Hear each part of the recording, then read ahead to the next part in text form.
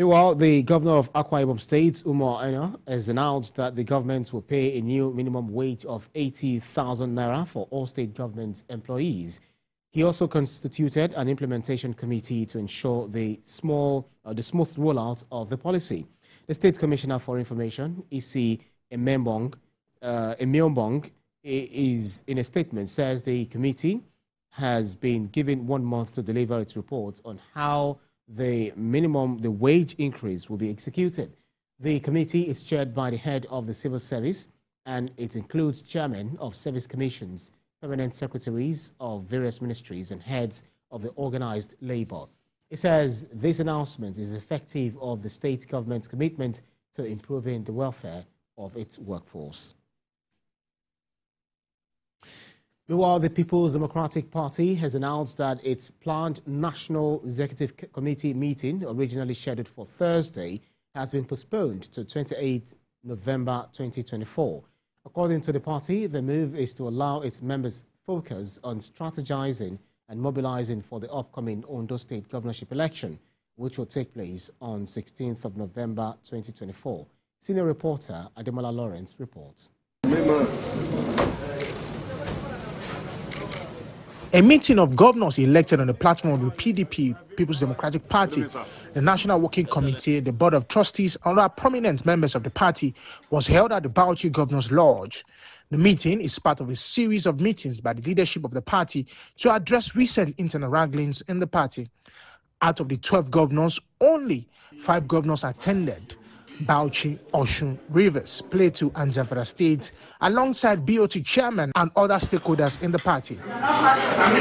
The agenda of the meeting is to strategize for the upcoming Ondo election and also better position the party ahead of the 2027 general election.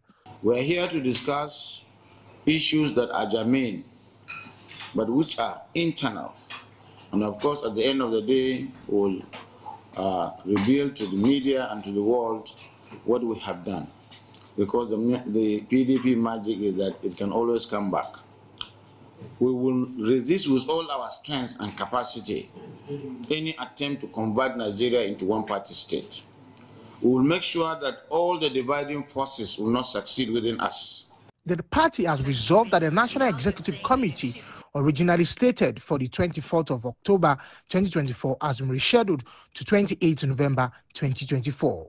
We are speaking with one voice that because we want to win the election, and still there may be some semblances of division and rancor, we don't want to give the opposition the opportunity to undercut us in Ondo, knowing fully well that Nigerians are looking up to us and our party members are looking up to us to make sure we rescue that state from the maladministration of the APC. The People's Democratic Party internal crisis has become a big worry as the party seeks to put its house in order ahead of the off-cycle elections and hopes that the chances at the polls becomes brighter. Ademola Lawrence, TVC News, Abuja. And the Nigerian Upstream Petroleum Regulatory Commission says a total of 4 representing 80% of the 5 divestment applications for consent received by the Commission has passed regulatory test and secured ministerial consent. According to the Commission's Chief Executive, Benga Komalafe, the divestment of Shell Petroleum Development Company Limited, or the limited's assets to Renaissance Africa Energy Company Limited, could not scale regulatory test. The successful applications were Mobile Producing Nigeria Unlimited to Seplat Energy Offshore Limited, Equinor Nigeria Energy Company Limited to Project Odemin Investments Limited, Nigerian Ajib Oil Company Limited to Oando Petroleum and Natural Gas Company Limited, and Total Energies EP Nigeria Limited to Lima Energies Nigeria Limited. Out of the 5 major divestment transactions that were referred to the Commission for processing, the Commission, for the first time in history, ensured that robust regulatory framework was established in line with the Petroleum Industry Act, and the process has been institutionalized through regulation, and the Commission diligently processed all these transactions diligently and have ensured that the 4 transactions that have reeled out have successfully received ministerial consent. The wife of Abia State Governor Priscilla Oti has emphasized the need to show compassion and kindness to the less privileged in the society. She stated this while distributing federal government-sponsored palliative to persons living with disabilities. Nina Gabriel has the details. Oftentimes, persons with disabilities are faced with challenges including financial instability, stigmatization, lack of social inclusion, among others.